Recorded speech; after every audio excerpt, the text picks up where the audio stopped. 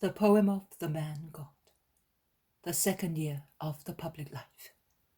Chapter 147, Instruction to the Apostles and the Miracle of the Woman of Sychar. 26th of April, 1945. Jesus is walking ahead of the apostles alone, close to a hedge of prickly cactus, the leaves of which are shining in the sun and seem to be deriding all the other bare plants. One can see on them a few surviving fruits, which age has coloured brick red, and an odd early flower, pleasantly bright in its yellow cinnabar hue. Behind him, the apostles are whispering to one another, and I get the impression that they are not really speaking in praise of the Master.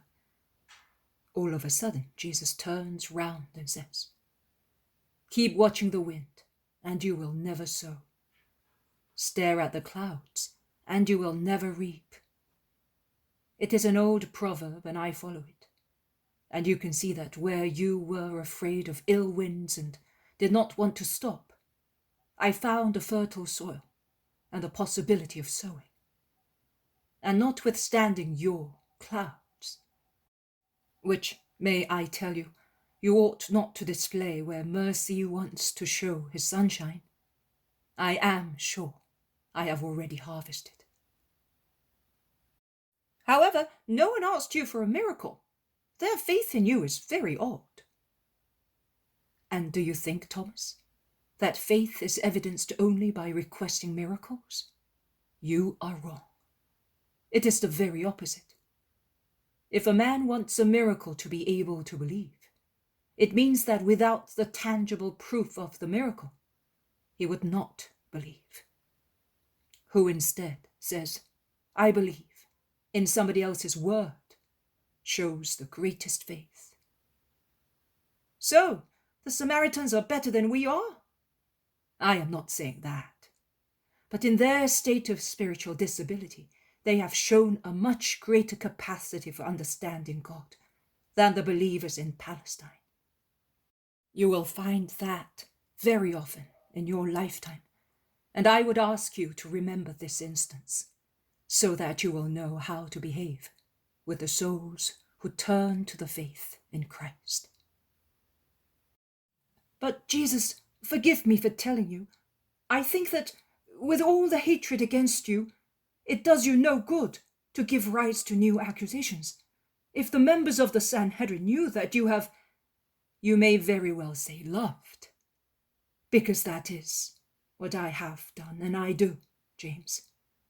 And since you are my cousin, you can understand that I can but love. I have shown to you that I always love also those who were against me amongst my kinsfolk and countrymen. And should I not love those people who respected me, although they did not know me? The members of the Sanhedrin can do all the harm they like, but it will not be the thought of such future evil that will stop the effusion of my omnipresent and omni-effective love. In any case, even if I did, I would not prevent the Sanhedrin from finding accusations in their hatred. But, Master, you are wasting your time in an idolatrous country, whilst so many places in Israel are expecting you. You say that every hour is to be consecrated to the Lord. Are the hours spent here not lost? The day spent in gathering the lost sheep is not lost. It is not lost, Philip. It is said, "A man multiplies offerings by keeping the law, but by having mercy, he offers a sacrifice." It is said, "Give the Most High as he has given to you, generously as your means can afford." I do that, my friend, and the time devoted to sacrifice is not wasted. I show mercy, and I make use of the means I received by offering my work to God. Therefore be calm. In any case, who wanted a request for a miracle to be convinced that the people in Sychar believe in me? is now satisfied. The man is certainly following us for some reason. Let us stop. A man, in fact, is coming towards them. He seems to be bent under a large bundle that he is carrying on his shoulders. When he sees the group stop, he stops too. He wants to harm us. He stopped because he saw that we noticed him. Oh, they are Samaritans. Are you sure, Peter? Of course I am. Well then, you all stay here. I will go and meet him. Never, my lord. If you go, I will come too. Come then. Jesus walks towards the man. Peter jogs along beside him, curious and hostile at the same time. When they are a few yards from the man, Jesus says, "What do you want, man? Whom are you looking for?" "For you." "Why did you not look for me when I was in town?" "I did not dare. If you had rejected me in the presence of everybody, I would have suffered too much and would have been ashamed." "You could have called me as soon as I was alone with my disciples." "I was hoping to reach you when you were alone, as Vogt and I did. I also have a grave reason for being alone with you." "What do you want? What are you carrying on your shoulders so heavily?" "My wife. A spirit has taken possession of her and has turned her into a dead body with a dull intelligence. I have to feed her, dress her, and carry her like a baby. It happened all of a sudden without any disease. They call her the possessed woman. It causes me much pain and work and expenses. Look."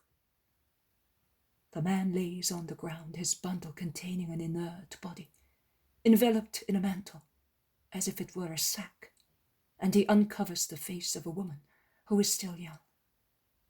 If she did not breathe, one would say that she was dead. Her eyes are closed, her mouth is half open. Her face looks as if she had breathed her last. Jesus bends over the poor woman lying on the ground, looks at her, looks at the man. "Do you think I can? Why do you believe it?" "Because you are the Christ." "But you have not seen anything that proves it." "I heard your word. That is enough." "Peter, do you hear him? What do you think I should do now, in the presence of such good faith?" Well, master, as you wish, after all." Peter is very embarrassed. "Yes, I will do as I wish. Man, look." Jesus takes the woman by the hand and says, "Go out of her. I want it."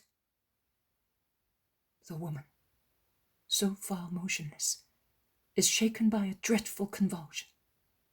At first she's silent, then she shouts and groans and finally bursts into a loud cry, during which she opens her eyes wide as if she were awakened from a nightmare.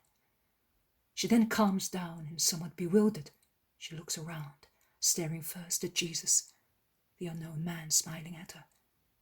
She then looks at the dust on the road where she's lying.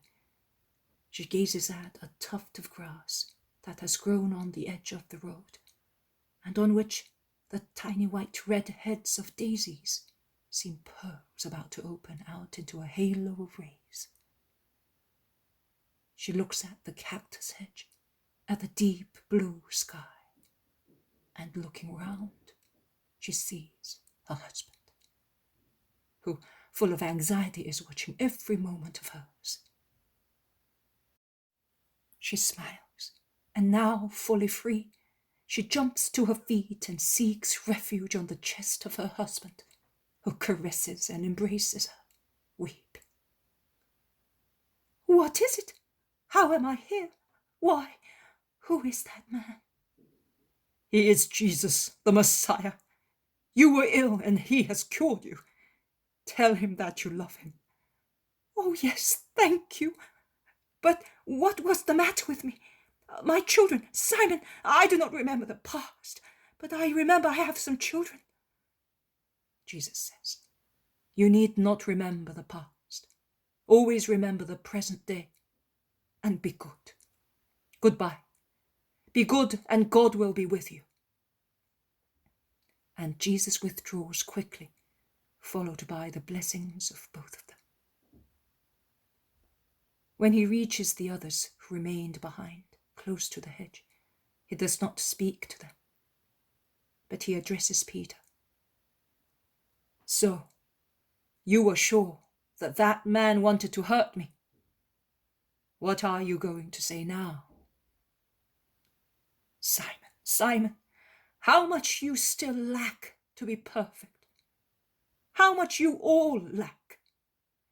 With the exception of their well-known idolatry, you have all the sins of those people and arrogance in judging over and above. Let us have our meal now. We cannot reach before the night the place I wanted to. We shall all sleep in some barn if we do not find anything better. The 12, with a sense of reproach in their hearts, sit down without speaking and take their food.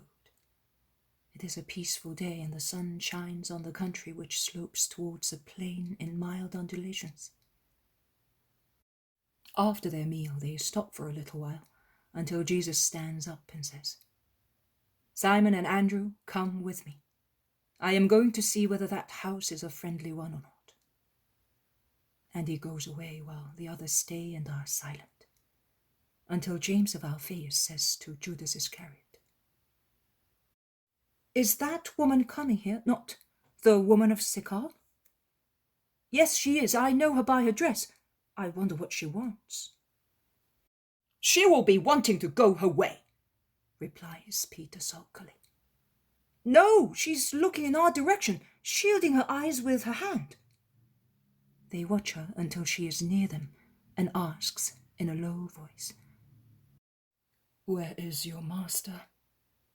He has gone away. Why do you want him?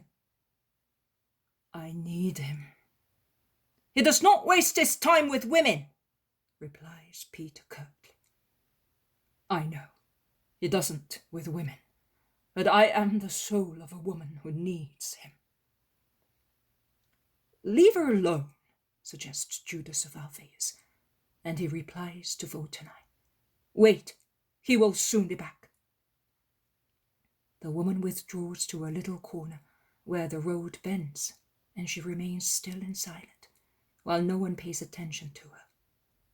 Jesus is soon back, and Peter says, Here is the master. Tell him what you want and be quick. The woman does not even reply to him, but goes towards Jesus and kneels down at his feet. She is silent.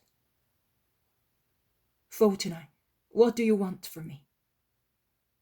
Your help, my lord. I am so weak, and I do not want to sin any more. I have already told the man, but now that I am no longer a sinner, I know nothing. I do not know what good is. What shall I do? Please tell me.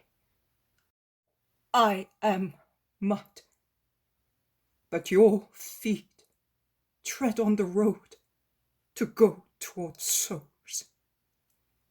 Trample on my mud, but come to my soul with your advice.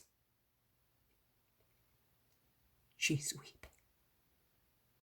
You cannot follow me, a lonely woman as you are. But if you really do not want to sin anymore, and you want to learn how not to sin, then go back to your house with a repentant mind and wait. The day will come when amongst many more women who have also been redeemed, you will be able to be near your Redeemer and learn the science of goodness. Go. Be not afraid. Persevere in your present will not to sin. Goodbye. The woman kisses the ground, stands up, retreats for a few yards, then goes away.